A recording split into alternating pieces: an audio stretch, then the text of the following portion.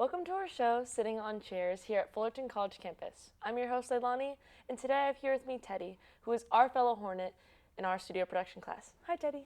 Hi, Leilani. So, let's spend some time getting to know you because, well, it's super important to me. So, what are you majoring in here? I'm actually currently undeclared. Oh, okay. The fun thing is, though, you can't come into Fullerton College undeclared, so I technically am a dance major, but Wow. don't hold me to that in a few years. I'm gonna hold you to that right now. After the break, we're gonna start breakdancing right there. So why are you taking this class then if you're undecided? I actually am really interested in film and just the behind the scenes of all of kind of studio production and things like that. And so trying to find my major, definitely I wanted to get a diverse set of classes. And so I'm doing a couple film classes this semester just to see if I genuinely can see a future for myself in this job market. Finding a major is super difficult. It feels so set, in everything you do. It's like you like so many things, so you can't be a dance. Well, maybe you can be a dance tap dancer, barista. Yeah, I'll double major, dance double and major. film. So what do you do outside of school that interests you then? I actually have a lot of different hobbies. So in high school, I did rec soccer. I did actually dance, so that's not just out of nowhere. And then I also was in the marching band as the cymbal player. Wow. So we were in the drum line, and that one, I do really miss that hobby. I would get back into music in a heartbeat, but I haven't practiced in a really long time.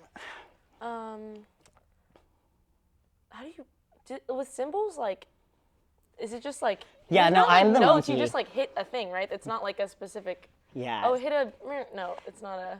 For the most part, it's kind of it's the crashes is what they're called when okay. they're doing that. But they do also have the main thing I would do for it was I would be holding out the hi-hat for the snare. So I'd just be standing there like this with two 5-pound weights on my hands. Wow. And they would be playing on me. Okay. And then other than that, we did have the crashes for the big moments. And then we did small hi-hats where we're just holding it right here and pinching it basically together.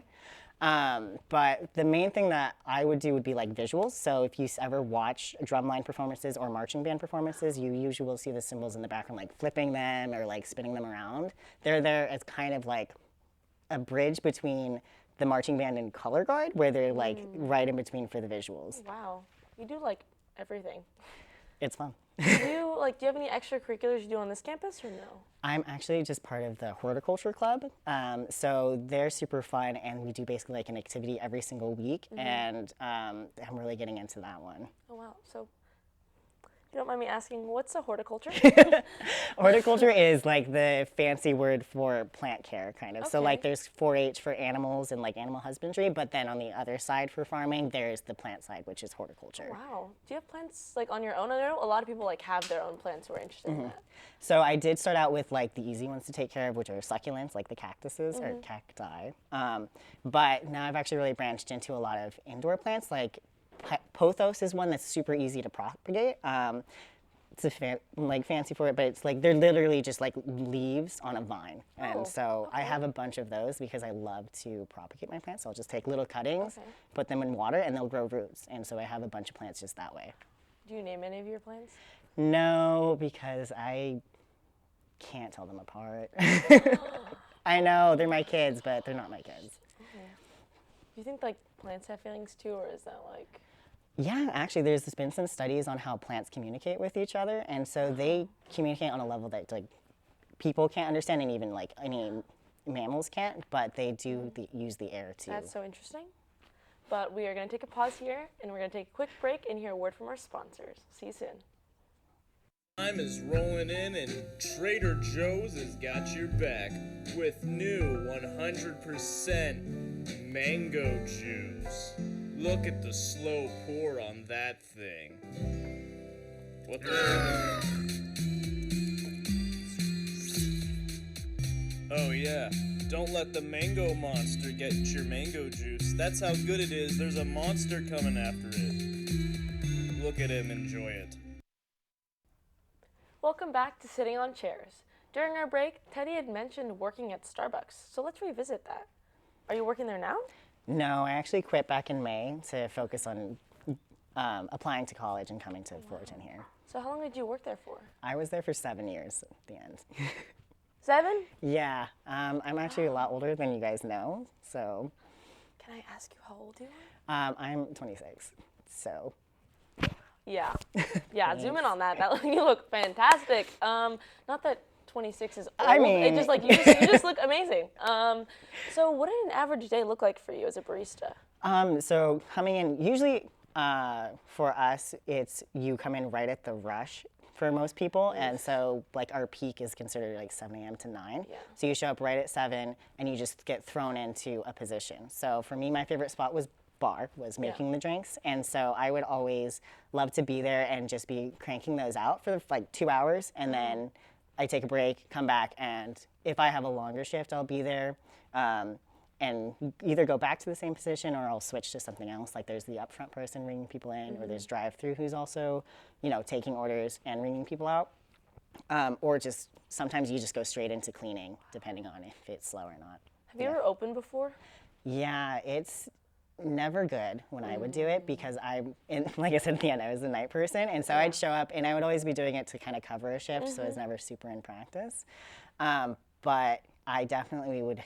It's slower paced at night, and so I'd be like, oh, that can wait, but in the morning, it can't wait. You just need to get it done. Yeah, no, my brother's girlfriend, she usually opens, and she's like, I have to get up at 4 o'clock in the morning. I'm like, Yeah. that's not legal. It's legal, but it sounds horrible. It's like it shouldn't be. No one's allowed to be awake before 4. But yeah, no, that's what it would be like. We'd get up at 4, be there by 4:30, and then open by 5. So it's kind of crazy because you're a barista as well. Yes, but not to the corporate level like that. Oh, yeah. Not to that level of, wow. It's definitely nicer working at not Starbucks, I'm sure. Do you have any positive or negative stories you want to tell us about that? I have so many. I was there for so long. So let's start with like a nice one. So when I did work there was this one time that a dog came to the front of our cafe. And so it was just me and one other girl there because our other closer had called out. It was like 7 o'clock at night. And so luckily it was slow, because if it's not slow, I definitely would have been a different story. But I was like, there's a dog just running through our drive-through. We're so scared it's gonna get hit or something like that. And so I sent her, like, I was the shift supervisor, so I was like the one in charge. So I sent her out there, and she was comfortable with it. It wouldn't have done it if she was like, I'm not gonna go out there, it's nighttime, which, fair. So she went out there, she grabbed the dog and brought him up front, or her, I actually don't know. It. Up front, and was just kind of sitting with it and was like, okay, I'm gonna run out there real quick, take some pictures, try to post it on like Facebook or something like that. And we were just like kind of going back and forth, like checking on the dog, coming back in and going like, we don't know what we're gonna do. Cause we close at 9, it was like 7 o'clock. Yeah. And it got to the point where we're just like, I don't know who to call. No one can take it. I can't take it. I don't have like the yard space. Yeah. And so we're sitting there trying to figure out what to do. And then our regular comes through our drive-through. She comes like 3 times a day. Yeah. And she's like, so I'm asking her how her day is going. I give her drink. Like, we already know what it is. It's 2 shots with a brown sugar packet. Yeah. And I'm like, how's your day going, Becky? And she's like, I'm actually out here looking for my dog. I'm like, she jumped the fence. They left the fence open because I'm getting work done in the back. And she's like, just had surgery. And I was like, is it a husky? Is it a white husky? It's out front. Husky. Wow. I was so glad that she came and showed up because she was just so happy that we did that. And like, and plus she was kind of like my favorite regular at that point. So I was like, oh my God, I'm so glad that it's you, like, because we were kind of like, the dog had just had surgery too. And so we were looking at it with like a shaved patch on its side. And so we were like, is this dog okay? Like, are you being taken care of? But it was a real sweet moment of just like, oh my God, this really worked out. Would you be down to go get coffee right now? Oh yeah, absolutely. I love coffee. We actually love to cut everyone off to get coffee. So we'll see you all next week. And please take care. Let's get going. Let's get going. Take this thing off. Let's go.